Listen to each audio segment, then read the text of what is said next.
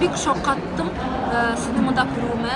Казаннан Татар балалар нәшрияте Италиягә килеп сыйфатлы, эчтәлекле китаплар алып килер дип презентация ясар дип бик шаккаттым.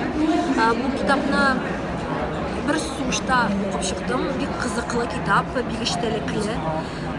Мин бу китапны нәрсә әйтәсем килә. Бу китап балаларның интеллектуаль үсешенә генә түгел, һәм ата-аналарның интеллектуаль үсешенә дә тәэсир итә дип уйлыйм.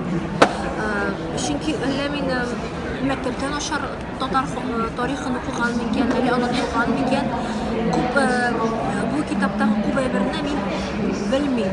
Бик шаккаттыргыч җанлы сүрәтләр.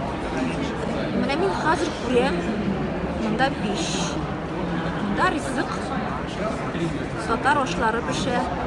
Бик шаккаттыргыч. Мин Италиядә яшәп